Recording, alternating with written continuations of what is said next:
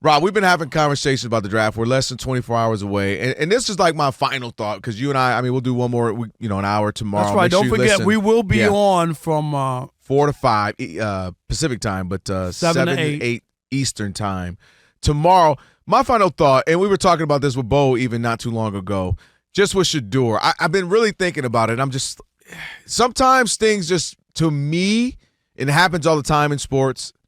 It happens all the time in life in general, where we can overthink something. It literally can be just staring at us, and we find reasons like, nah, but it's too big. Nah, it's too small. She's too this. That job's too convenient. It's too, and we overthink stuff. We outthink ourselves.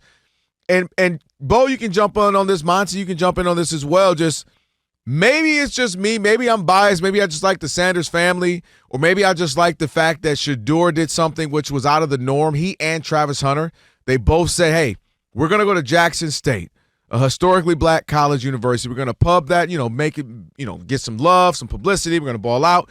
You got to remember, Travis Hunter was the number one player in all of football at that time in coming out of high school. They go, obviously, they ball out for a couple seasons. Then they say, hey, we're going to go follow Pops and go to Colorado. And this is a Colorado team that won one game. Then they win 6. And the next year, which was last year, they won 9, almost winning 10. And all he did was almost winning 10. They won 9. I know. What I'm saying, I meant to say, they win the one, they get to have a shot at maybe winning their division going into the college football playoffs. What I was trying to say. Okay. And all he did was put up really, really good numbers against, you could say, that's small SWAC schools, HBCU school. Okay, fine. I go play better schools. And, that was just the first year that, okay, I played another year and I put up great numbers and we're winning and my numbers got better. Our win total went up. And I just feel like sometimes you're looking at somebody. I'm not saying he was in the SEC playing Alabama twice a year and all that and playing, Florida and whatnot. But my point is, I've seen this happen with, and I'm not saying he's a Heisman winner like Lamar, but he was early on considered a Heisman candidate early on. And with Lamar, wins a Heisman, comes back next year, and they're like, oh, yeah, but I don't know, he's just this. And like, okay. Deshaun Watson, all he did was win when he was at Clemson. But he can go second round. And Deshaun Watson ended up being a heck of a player pre the incidents and all the wildness and madness. And, Russell Wilson, he's just too small. He's like a third-round pick. And Drew Brees, you know this. You watch him. What did you tell the Lions while you were back in Detroit? I was saying they should have drafted him. And Drew Brees went in the second round. And that's now the Hall of Fame quarterback. It was only about his height. Yeah, and he's too small. He's only like 6 foot flat, which means he might even be 5'11". And then Drew Brees ended up being Hall of Famer. So my point, I'm not saying he's Drew Brees. I just feel like he has shown you from place to place, from season to season, team got better, switching conference, and I just feel like he was consistent. He was very accurate. We know that. And he's mobile enough. He doesn't have to be Lamar Jackson. You don't have to be that. You're asking a lot to be that. But I'm like, man, what did he do wrong where he started to drop? Did I miss something? And I guess I like a guy that might be a little more like, yo, I'm ready to win. I changed franchises. That's what he said. He said, I changed organizations and teams and programs, and I'm ready to change a program in the NFL. I'm like, what's wrong with that? Is he a little cocky? Yeah. Does he like to have a little ice, a little jewelry? Yeah. Have you heard Cam Ward talk? Have you? Have you watched him and Shedeur when they were training together? You would think they had beef. We were talking about the NBA playoff beef, but they love each other, respect each other, but they just talk crazy and they're arrogant and cocky, and I love it. So anyway, I'm not saying he's the return of John Elway or Patrick Mahomes, but I'm like, sometimes, especially if you're a middling team, he's sitting there. I'm like, man, don't overthink this. This draft isn't one of those drafts where we got all these players, everybody screaming and yelling about that you have to have. And I'm thinking, if you need a quarterback, or if your quarterback is good but he's older, hey, Jordan Love this thing. Aaron Rodgers this thing. Where you sit him down for a little bit. Patrick Mahomes this thing. All right, Alex Smith is yours for another year and a half. All right, do your thing. Then we're going to put him out there. That's my thought. Bo, am I crazy? Rob, am I crazy? Monty? I think you're crazy, and I'm going to tell you why. They have every reason to draft the kid, especially from his bloodlines, right, being Deion Sanders' son, and you just talked about all the stuff that he did, has some good numbers and whatnot, okay. But for them to not throws up a red flag that there's something there that they don't like. And because of the Deion factor, what he did at Colorado, right, and all this and all the fanfare, and you talk about it, all he did. And then there's a team, the New York Football Giants, that need a quarterback. They're right in position that this could solve their problems for the next 12 years, but they don't believe that he is that. So they go out and they go get an old Russell Wilson and Jameis. And but Jameis, isn't that they don't believe? No, because but this is it, because we know the general manager and the coach on the hot seat, but here you go. We got the guy. Here he is. You know what I mean? Like, if you make that bold pick and you get him and he turns into something, you've saved your job. You've turned the franchise. Like that. That's there. Like, going with Russell Wilson and finishing 7-10 is not going to save your job. So then the point is you're about to be fired regardless, because they ain't going more than 7-10. But that's what so you just told me they're getting fired. But you get my point. So I'd rather get fired with Shedeur and say at least that there's a glimmer of hope is what I'm saying. But that tells you how they don't believe, because and I get your point. But because they look at this draft. Guess who I don't want to listen to? That organization. But they look at this draft. And they look at it as they could have had Jaden Daniels. Poor with quarterback. Well, they could have kept Saquon. There's a lot of. We could go on and on and on. I mean, Daniel Jones is. He's on another. He's on a second team since he left there. They had Dave Brown as quarterback. They drafted back in the day. But I'm just saying, that's what gives me reservations. Is it's not a lot of quarterbacks in there. It's considered a poor quarterback draft. And if he really was an elite talent in their mind, how in the world could you not grab him? If he's there now, what happened to Aaron Rodgers? Do you see what I'm saying? What happened to Aaron Rodgers? No, I mean, he just sat there fuming. He been fuming ever since, Bo. He's still fuming. He got a 4-time MVP. I wouldn't be fuming. A 4-time MVP and all the stuff they got going. Bo, am I crazy? I just think there are legitimate concerns. Like, all this stuff leading up to this week in terms of, like, the stories that leak and the stuff that gets out there, I feel like that's all very controlled and exists to, like, serve a narrative. But the stuff that starts to come out this week is, like, really how teams are thinking. Like, Saturday you started to see a bunch of steam for Ashton Genty, the Jaguars. Yeah. And now that's pretty much, I feel like, the common point of agreement for a lot of people is that he's going to go 5 to the Jaguars if someone doesn't trade up and take them in front of him. So I don't think it's a coincidence that the stuff about Shedeur and his meetings and stuff came out this week. But I think, like, personally, when I look at guys in the draft, like, I value, like, what you put on film.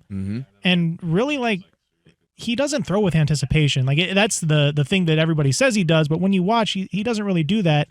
And, like, end of the day, like, they were, 13-12 at Colorado with him at quarterback? Like, they weren't good. They weren't a good football team. Now, Bo, you know good and well, they weren't about to do anything when they came, everybody left. I mean, yeah, everybody figured that out. They won one game. So the idea that they won 6 and then they would win 9 is actually impressive. But then you're talking about, like, the bones of the Big 12 that they play in. Yeah. Like, not playing anybody. I'm just not overly impressed with Shedeur Sanders. So I wouldn't be shocked at all if he's sitting there in the second round. Because on top of, like, maybe the talent not being everything you'd want in a first-round quarterback, some of the stuff that he did while he was at Colorado, like, I can totally see why NFL teams are turned off by the idea of that guy being your quarterback, and then dealing with everything that being Deion's kid brings along with it. And that's what I'm saying. If he was talented and with the bloodlines, you would be like, oh no, we got to grab this guy. Like you would think so, but it's the exact opposite. The thing I keep thinking about is, like, Shedeur Sanders as a prospect is kind of the way that people talked about Caleb Williams last year in terms of, like, his attitude and everything. Like, that's like Shedeur is actually the stuff that people said about Caleb Williams in terms of, like, off the field distractions. But the difference is Caleb he played at a big time university and won a Heisman Trophy winner, and you could nitpick and all this other stuff, but he played big time competition and he won a Heisman. I'm sorry. Ain't no arguing that. Monty, you got anything on that? On this? Where are you on the Shedeur? Because I think he's dropping to 20-something. I do. He's going to make him pay. That's what it feels like. I kind of side with you, Rob, that there's obviously something. There's something, even though I doesn't think maybe, make right. I do think some of the criticism is unfair. Oh, without a doubt. You know what I'm saying? But there's got to be something where it's like, it's something's missing. Whatever they're looking at, something is missing, which is why I also think he may drop, or who knows? Maybe he gets taken. That's what I said. There might be in the one top 10. team that's talking smack, and we definitely don't want him. Oh, absolutely. So he mess around sitting somewhere, and they can say, we got him. I just think quarterbacks who have had a lot of starts, I'm talking 30, 40 starts lately, the Michael Penix, the Jaden Daniels, the Bo Nix, they're even the year previous with C.J. Stroud and all that. There's a lot of guys who are getting a lot of starts because they're playing longer. They're getting a COVID extra year. They're getting a graduate year. Yeah. They're having a lot of success instantly in the NFL versus, how traditionally, like, great example, big I gap. watched Michigan my whole life, and it was always like the next man up. Tom Brady, you get a few starts. Okay, then the next man up, you get a senior year, and you only get maybe half your junior year. So you get year and a half worth of starts, and that's it. And then you got to learn in the pros. A lot of these guys are getting 35, 40, 45. Cam Ward, a lot of starts. So they're coming in advanced. And I'm wondering, again, it's Shedeur, another guy. I've seen a lot, been through a lot. I only started 1 year. And by the way, they've bolstered up a lot of guys before, y'all.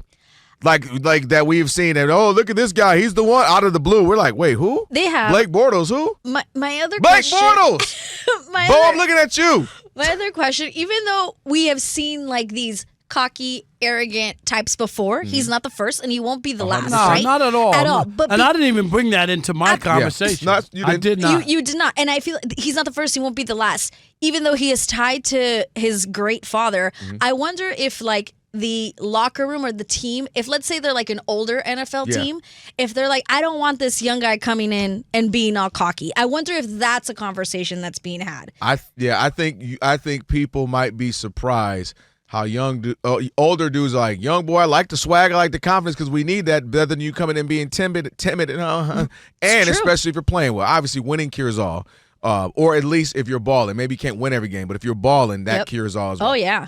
All right. Where do you think he would be drafted if he was in last year's draft? He definitely. I mean, you got some super talented guys in that particular draft. There you go. We know that. Does he go before Bo Nix?